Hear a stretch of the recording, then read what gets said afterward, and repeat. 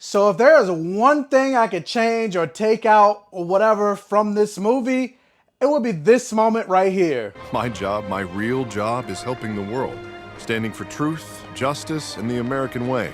Trash.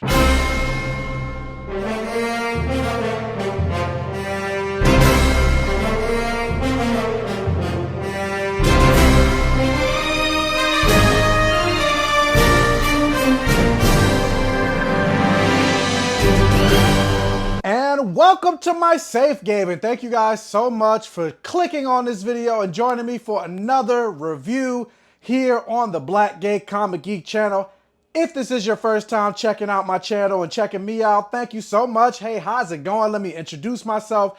My name is Michael. I call myself the Black Gay Comic Geek, and I always say the things that I love to talk about on my channel has blood, sex, gore, and magic, or any variation of the four. So as you can imagine, I like to talk about superheroes, video games, comic books, action movies, sci-fi movies, horror movies, fantasy, and of course, I like to talk about black representation and queer representation. So if that's something that you're interested in, do me a favor, hit that subscribe button, become one of my safe Gaveneers. But as I like to say in every video, if you're already subscribed or you're not subscribed, whatever, if you're clicking on this video, if you're watching this video, do me a favor, hit that like button. It'll really help with the YouTube algorithm, getting this video out there, my channel out there, so I can continue to grow. Guys, I am well over 6.6 thousand subscribers. I only just recently hit 6,000 subscribers like a couple weeks ago, and I'm already moving up to hitting close to 7,000 subscribers. So yeah, hit that like button, watch, like, share, comment, interact on this video for the all gay rhythm.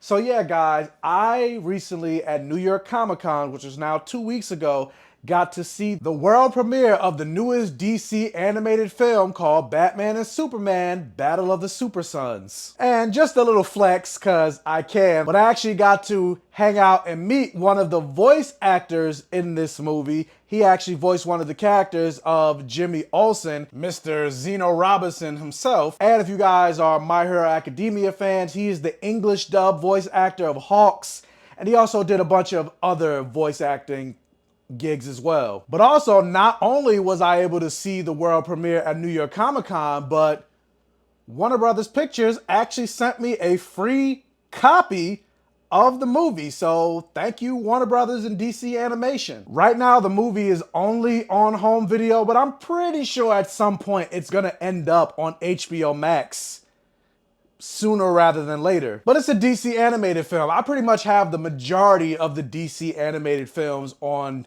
Blu-ray or digital. And so with that, does this movie continue the streak of great DC animated movies? Let's talk about it. So Battle of the Super Sons tells the tale of a young Jonathan Kent, son of Clark Kent and Lois Lane, and a reluctant young sidekick, Damian Wayne, son of Bruce Wayne, are burdened with saving the world from impending doom. The two must join forces to rescue their fathers and save the planet by becoming the superheroes they were always intended to be. And in the role of Jonathan Kent is Jack Dylan Grazer. Most people know him as Freddie Freeman from Shazam. He also played the role of Eddie in It and It Chapter 2.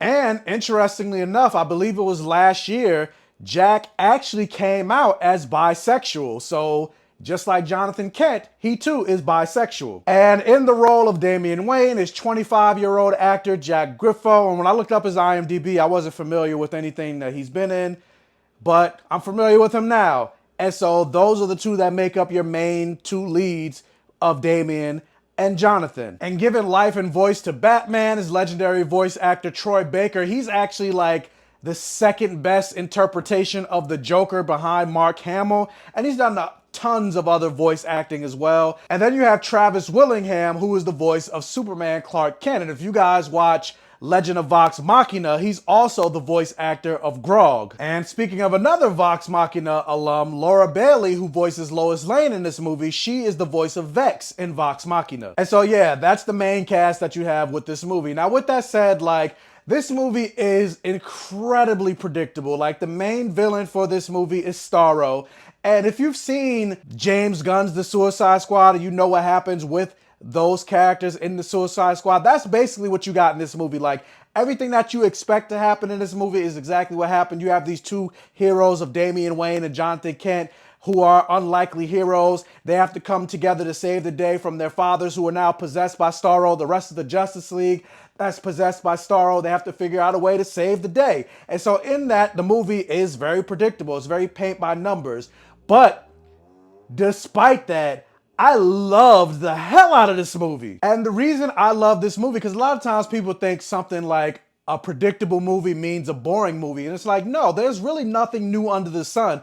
A lot of movies, TV shows, video games, I can always predict where they're gonna go by the end. And yes, there are times that I'm shocked, but just because something's predictable doesn't mean it's bad. And so while, yes, this movie was very predictable, I still enjoyed it mostly based on the strength of the characters of Damian Wayne and Jonathan Kent, and seeing them interacting with each other, seeing their dynamic and the differences between the two of them, and how the differences between the two of them, you know how they say opposites attract? And obviously not in a gay way, unfortunately, but like, yeah, just the dynamic between Jonathan Kent and Damian Wayne. I loved it. And then also like being able to experience this movie through the eyes of this child, a young Jonathan Kent, who he only just recently found out that his father is Superman. He only just recently found out that he too is destined to inherit the mantle of Superman, that he too has powers.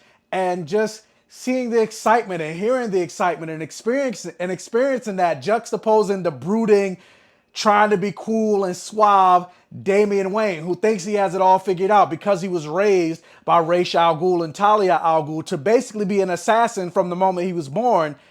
And so just seeing their dynamic together, like, it was just fun to watch. And also like the jokes in this movie were funny. I laughed. I don't know. Like, I enjoyed this movie despite its predictability. And so with that, like, I'm like, I don't even know what else to say. But I will say, actually, like, now knowing what we know from the comics regarding Jonathan Kent and how when he does grow up, he does end up coming out as bisexual. And this is something that Brian Michael Bendis did when he got his run on Superman. He took Jonathan Kent, who was originally this age, 12, 13, 14-year-old kid.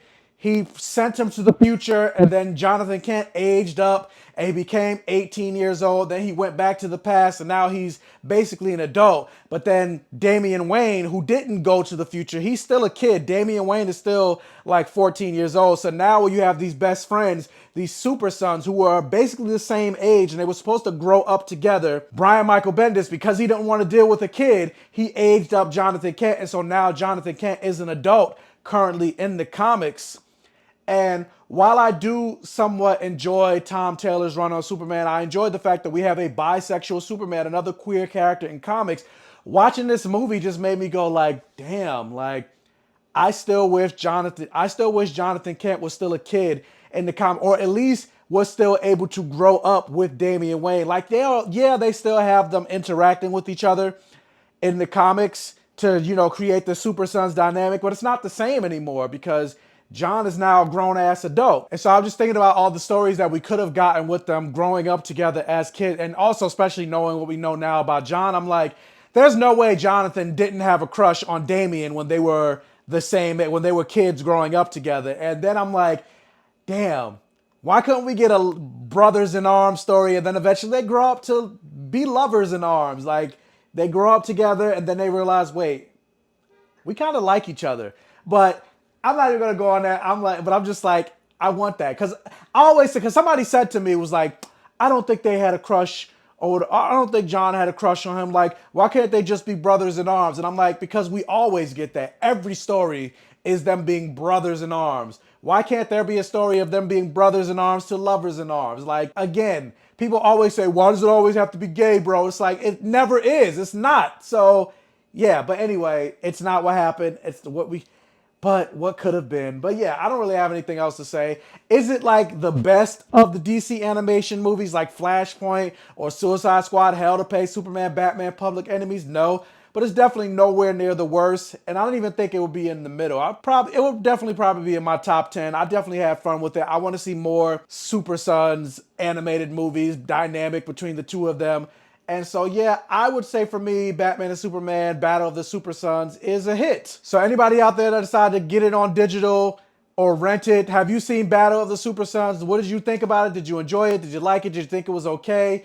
Do you think it's not even worth paying for it? I don't know. Let me know all of your thoughts in the comment section below. Also, if you can, hit that thumbs up button and like this video. And it really help out with the channel. If this is one of your first time checking out one of my videos, please check out the other videos on my channel. And if you like what you see, please subscribe for more and hit that bell notification button so you're alerted every single time I post a new video. And tell your friends, families, and neighbors about my channel to help me continue to grow. And as always, I will catch you guys next time.